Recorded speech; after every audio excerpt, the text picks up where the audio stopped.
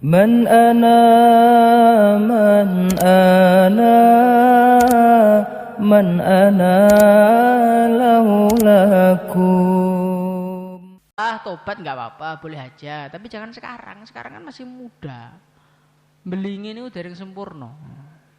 Tuntaskan aja sekalian.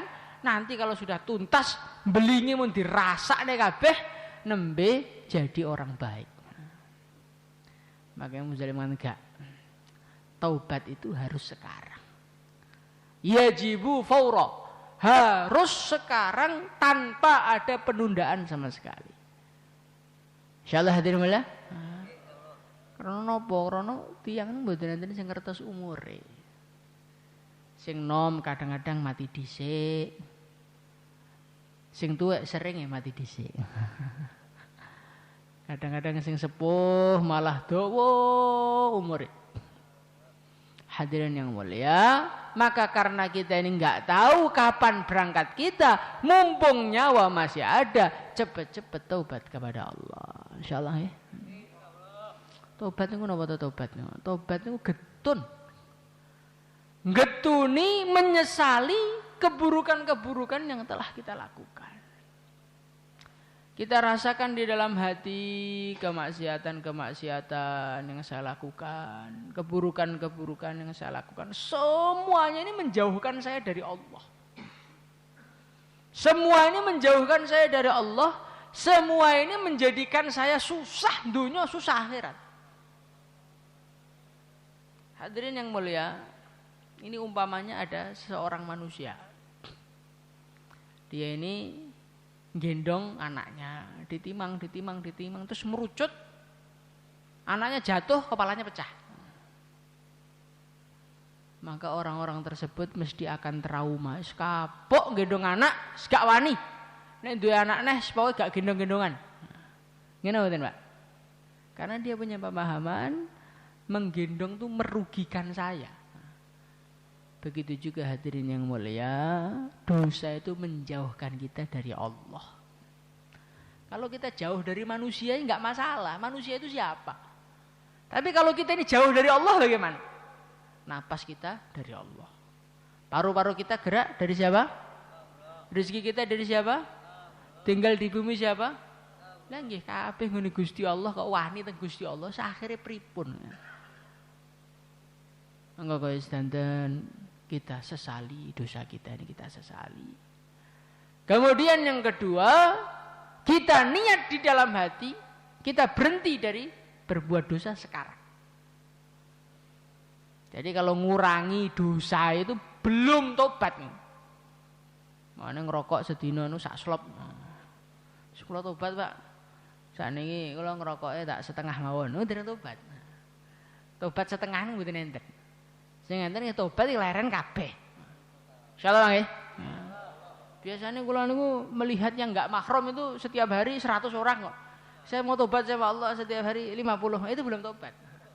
Ngurangi, ya lumayan ngurangi, tapi tobat belum. Karena tobat itu artinya harus berhenti sekarang.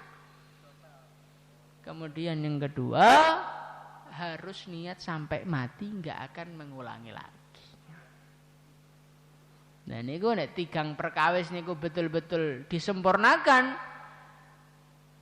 Allah Subhanahu wa taala, tubu ilallahi taubatan nasuha, asa rabbukum ayyukaffira ankum sayyiatikum. Nah, tiang niku tobaté tenanan, dosa-dosane resik sedaya bersihkan oleh Allah sampai enggak ada sisanya.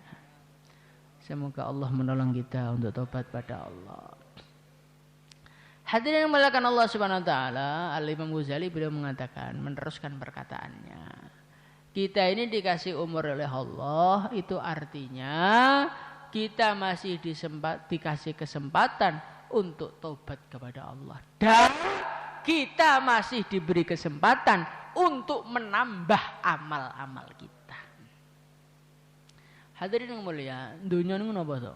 Dunia niku kangge golek sangu akhirat. Lan dunia niku mboten dangu. Dunia niku 6 tahun, 70 tahun.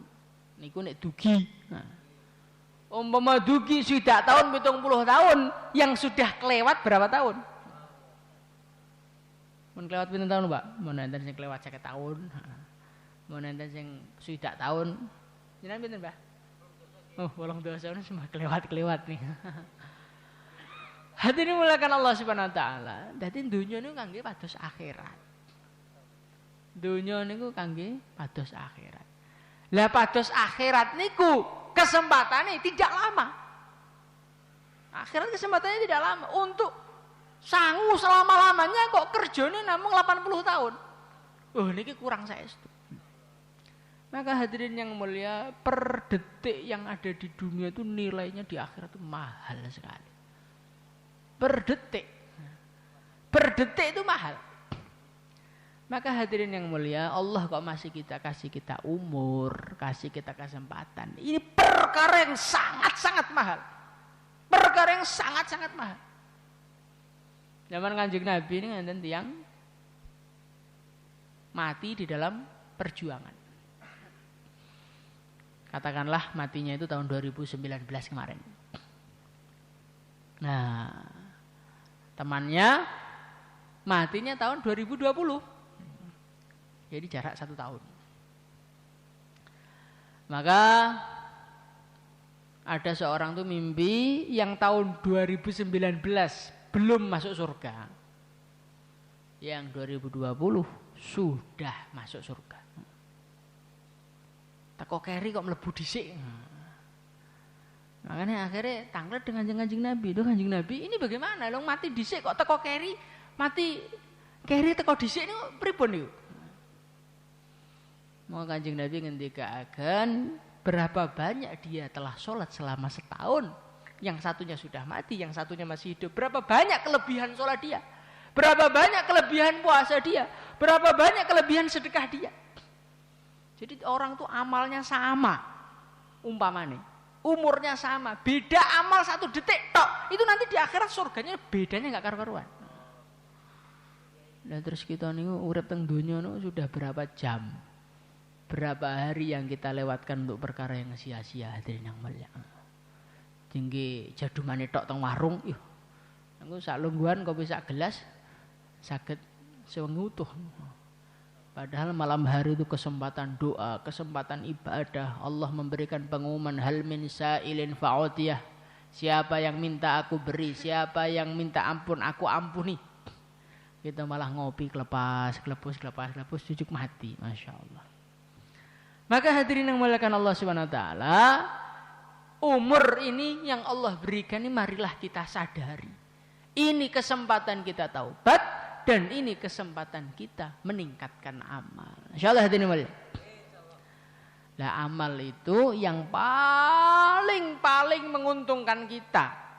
Itu kalau kita ini memperjuangkan agama. Kalau kita sholat, kita mati, nggak bisa sholat. Pahalanya sholat berhenti. Kalau kita puasa, kita mati, pahalanya puasa berhenti. Tapi kalau kita memperjuangkan agama, jasad kita sudah terbujur kaku, nyawanya sudah dilepas oleh Allah, sudah nggak bisa sholat, nggak bisa dakwah, masih dapat kiriman pahala sholat. Inilah penake tiyang dakwah ngono mriku. Monggo tiyang dakwah kok sambat mboten patut, Pak. Lah tiyang niku diparingi kerjaan oleh Allah yang sangat menguntungkan kok. Kados tiyang Indonesia lho, Pak. Jadi pegawai negeri, oyok-oyokan. Lomba-lomba jadi pegawai negeri. Lomba-lomba jadi tentara. Lomba-lomba jadi polisi. Ketika ditanya, Pak, sampai ini kok sampai mengorbankan harta begitu banyak untuk jadi pegawai negeri itu kenapa? Niku lho, Pak, niku nek pun tuwek niku pensiune niku tesih terus.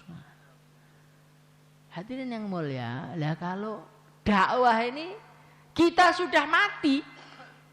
Nek tiang pensiun kan tiangnya mau mati kan mun mboten saged nikmati gajine to, Pak. Ngono mboten. Pegawai negeri mun disalati ngono napa transfer duit nggo teng kuburan nggih mboten. Sing nampane nggih anak bojone. Tetapi kalau orang itu dakwah nanti sampai kuburan masih dapat kiriman pahala, kiriman jamaah khurud, kiriman orang sholat, kiriman orang ngaji. Penak mboten, Pak? Penak mboten? Ya penak. Lah nggih, mun ngertos dakwah penak kok bentang budal-budal ngono napa? Hadirin yang dimuliakan Allah Subhanahu wa taala. Inilah anehnya kita ya di sini.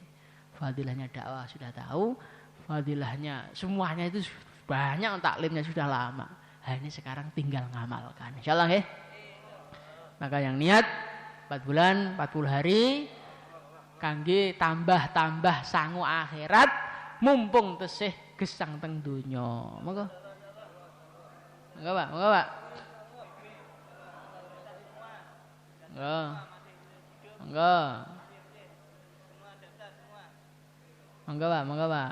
Insyaallah sedaya Pak nggih. Nggih niki mawon dengan saged kula aturaken wonten lebatipun nyuwun pangapunten. Assalamualaikum warahmatullahi wabarakatuh.